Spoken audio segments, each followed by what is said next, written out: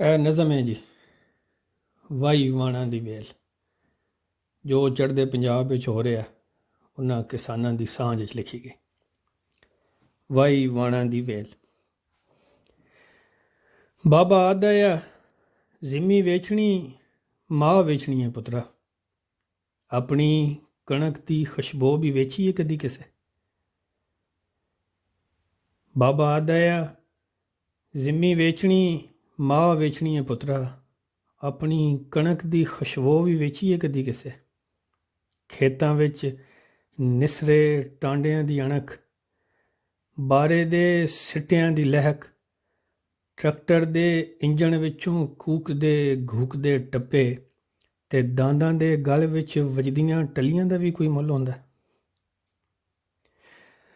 ਬਾਬਾ ਆਦਾ ਆ ਜ਼ਿਮੀ ਵੇਚਣੀ ਮਾਂ ਵੇਚਣੀ ਹੈ ਪੁੱਤਰਾ, ਆਪਣੀ ਕਣਕ ਦੀ ਖੁਸ਼ਬੂ ਵੀ ਵੇਚੀ ਹੈ ਕਦੀ ਕਿਸੇ। ਖੇਤਾਂ ਵਿੱਚ ਨਿਸਰੇ ਟਾਂਡਿਆਂ ਦੀ ਅਣਖ, ਬਾਰੇ ਦੇ ਸਿੱਟਿਆਂ ਦੀ ਲਹਿਕ, ਟਰੈਕਟਰ ਦੇ ਇੰਜਣ ਵਿੱਚੋਂ ਕੂਕਦੇ ਘੂਕਦੇ ਟੱਪੇ ਤੇ ਦਾੰਦਾਂ ਦੇ ਗਲ ਵਿੱਚ ਵੱਜਦੀਆਂ ਟੱਲੀਆਂ ਦਾ ਵੀ ਕੋਈ ਮੁੱਲ ਹੁੰਦਾ।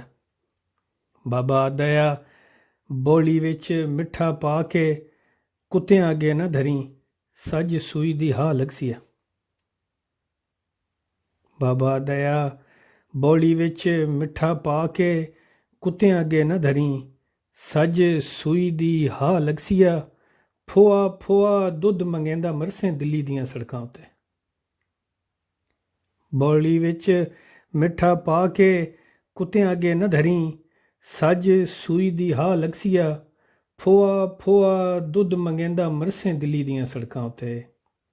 ਬਾਬਾ ਆਦਾ ਆ ਪੰਜਾਬ ਸ਼ਹੀਦੀ ਏ, ਉੱਚਿਆਂ ਮਹਿਲਾਂ ਅੱਗੇ ਲਲਕਾਰਦੀ ਫਕੀਰੀ ਏ। ਪੰਜਾਬ ਉਹ ਨਸ਼ਾ ਜਿਹੜਾ ਜਾਨ ਲੈ ਲੈਂਦਾ ਪਰ ਬੇਇੱਜ਼ਤ ਨਹੀਂ ਹੋਣ ਦਿੰਦਾ। ਬਾਬਾ ਆਦਾ ਆ ਅਸੀਂ ਵਾਈ ਵਾਣਾਂ ਦੀਆਂ ਔਲਾਦਾਂ ਦੇ ਸਾਹ ਸਾਹ ਵਿੱਚ ਮਿੱਟੀਏ। ਅਸੀਂ ਵਪਾਰੀ ਨਹੀਂ, ਸਾਡਾ ਕਿਸਾਨੀ DNA ਭੁੱਖਾ ਹੋ ਕੇ ਵੀ ਸ਼ਾਹ ਏ, ਬਾਦਸ਼ਾਹ ਏ। ਬਾਬਾ ਆਦਾ ਆ।